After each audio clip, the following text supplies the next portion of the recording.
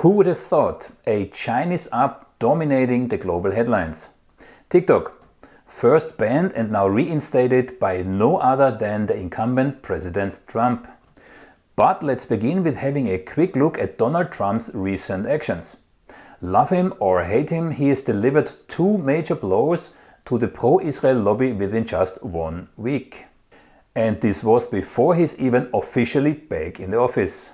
First, he forced Benjamin Netanyahu, the man many of us view as the bloodthirsty architect of terror, to accept a ceasefire in Gaza on almost the exact same terms that Netanyahu rejected in May 2024. Let's be very clear. Netanyahu, who's been leading Israel's genocidal campaign against the Palestinians, did not want to have this ceasefire. So Trump's move was a direct challenge to those who might think Israel gets to act with impunity. And now Trump has reversed the ban on TikTok, a ban, remember, a ban that Congress imposed and even the Supreme Court upheld. The ban had already pushed ByteDance, that's TikTok's parent company, to shut down US operations, leaving approximately 170 million American users in the dark. But Trump, this time apparently seeing the bigger picture, stepped in and said, "Not on my watch. At least not now." On his social media platform he wrote, and I'm quoting here, "I will issue an executive order to extend the period before the ban takes effect, giving us time to protect our national security, while ensuring TikTok stays accessible." I come back to national security in a moment. Think about it. It's not just about TikTok. It's about access to unfiltered information, something the pro-Israel lobby absolutely wants to prevent at all costs. Now here's where it gets even more interesting. Trump recently reposted a video featuring renowned economist Jeffrey Sachs on his platform Truth Social. If you're interested, I interviewed Jeffrey Sachs a while back. Why? Because Jeffrey Sachs delivered a burning critique of Benjamin Netanyahu. In the video, Sachs called Netanyahu a dark son of a bleep, accusing him of dragging the US into endless wars in the Middle East. Sachs even blamed Netanyahu for the 2003 Iraq invasion and the ongoing tensions with Iran, and rightly so. They wanted the war all the time. They had to figure out how to sell the war to the American people, how to scare the shit out of the American people. It was a phony war. Where did that war come from? You know what? It's quite surprising. That war came from Netanyahu, actually. You know that? It's weird. And the way it is that Netanyahu had from 1995 onward the theory that the only way we're going to get rid of Hamas and Hezbollah is by toppling the governments that support them. That's Iraq, Syria, and Iran. And the guy's nothing if not obsessive. And he's still trying to get us to fight Iran this day, this week. He's a deep, dark son of a bitch, sorry to tell you, because he's gotten us into endless wars, and because of the power of all of this in the US politics, he's gotten his way. These remarks, made during a talk at the Cambridge Union, outlined how Netanyahu's strategies have consistently led to unnecessary US military involvement. Sachs pointed out that Netanyahu's obsession with eliminating groups like Hamas, which he actually funded, and Hezbollah, has resulted in a misguided and destructive US foreign policy. Trump's decision to share this video is telling. It highlights his, how shall we call it, complex relationship with Netanyahu, marked by both collaboration and tension. It could also just be a message telling Netanyahu that he will not accept any of those stunts that he pulled against the Obama administration. The timing of this repost, just before Trump's inauguration, suggests an alignment with Sachs' critical views on US-Israeli relations. Some analysts even signal a shift in Trump's approach to foreign policy regarding Israel and its regional conflicts. Now let's have a look at the bigger picture here. The move to ban TikTok wasn't about data security or China. That's a smokescreen. This was part of a broader campaign to silence voices critical of Israel. TikTok was one of the very few platforms where pro-Palestinian voices could be heard loud and clear. In fact, during Israel's latest onslaught on Gaza, the top trending hashtags in the US were overwhelming pro-Palestinian. And that terrifies Zionist establishment. Ever heard about Jonathan Greenblatt? He's the head of the Anti-Defamation League and he played a critical role here. He referred to TikTok as Al Jazeera on steroids. But we need to talk about TikTok. TikTok, if you will, it is the 24/7 news channel of so many of our young people, and it's like Al Jazeera on steroids, amplifying and intensifying the anti-Semitism and the anti-Zionism with no repercussion. A leaked recording from November 2023 reveals him calling TikTok a problem that needed to be taken care of. We have a major generational problem. The issue in the United States of support for Israel is not left and right. It is young and old. And so we really have a TikTok problem, a Gen Z problem, that our community needs to put the same brains that gave us Tagli, the same brains that gave us all these other amazing innovations, need to put our energy toward this, like fast. Let what you just heard truly sink in. For Greenblatt and his cohorts, platforms like TikTok that allow unfiltered, uncensored content are more dangerous than actual weapons. And what happened next? Greenblatt, leveraging his extensive network of Zionist allies in Congress, gets bipartisan support to push through the TikTok ban.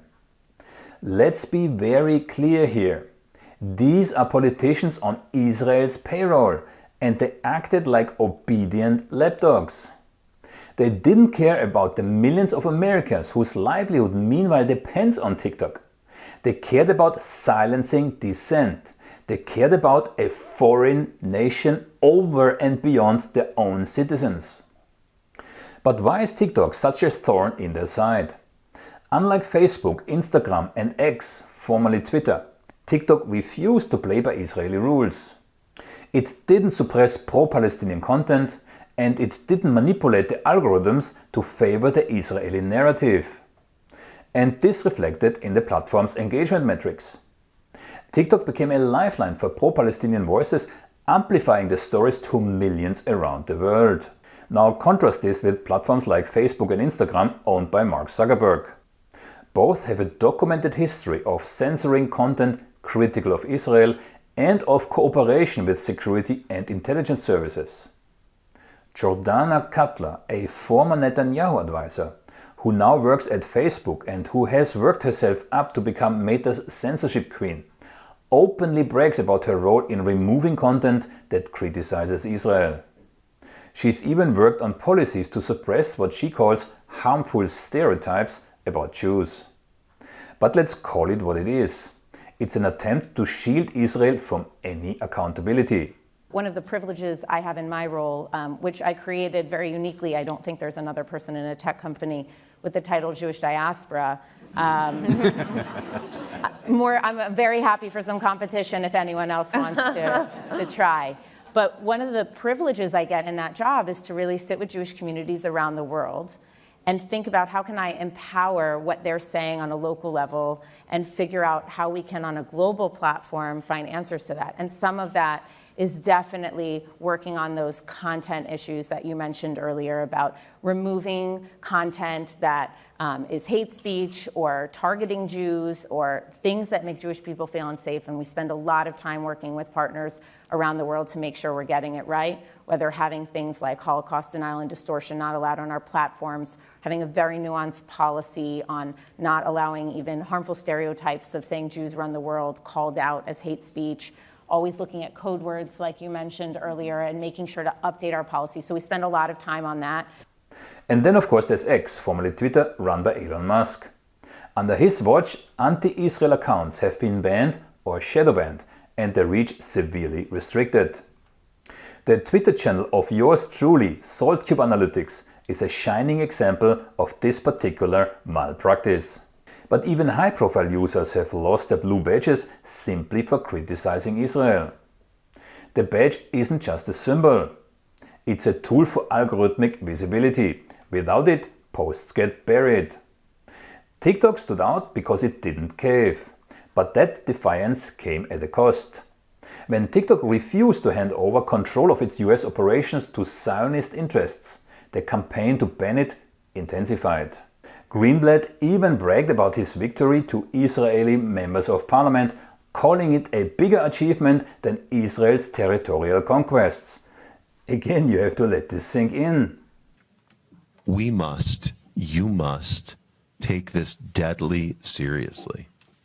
Pushing extremists off Wikipedia might not seem equal to the challenge of pushing Hezbollah north of the Litani River. Capturing TikTok might seem less meaningful than holding on to Mount Hermon.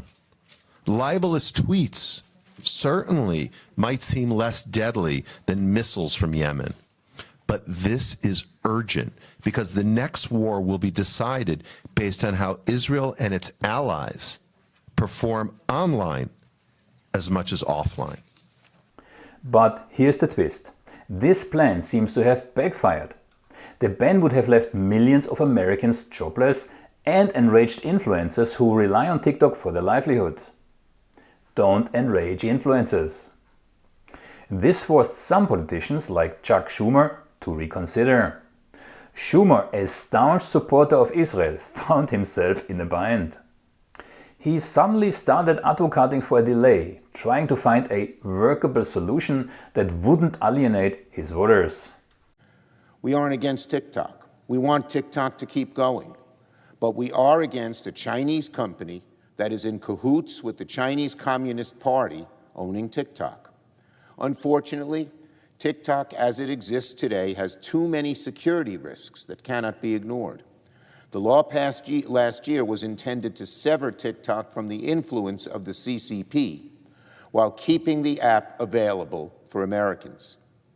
It's clear that more time is needed to find an American buyer and not disrupt the lives and livelihoods of millions of Americans, of so many influencers who have built up a good network of followers.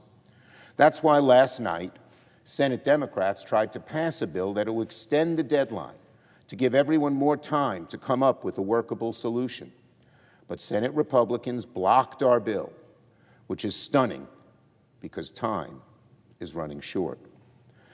I have made my views clear to the current administration, and I will work with the Trump administration and with both parties to keep TikTok alive while protecting our national security. We can all agree that we must protect Americans' privacy from the prying eyes of the Chinese Communist Party. But we also should agree it must be done in the right way, without risking content creators' livelihoods by rushing this process in a premature way. TikTok should survive, but under new ownership.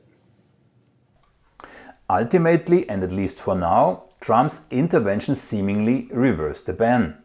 In doing so, he dealt a significant blow to the Zionist agenda. TikTok's statement after the reversal said it all. Thanks to President Trump's efforts, TikTok is back in the US. It's a win not just for TikTok, but for freedom of speech and access to unfiltered information. But let's not celebrate too soon. The pro-Israel lobby isn't going to stop here.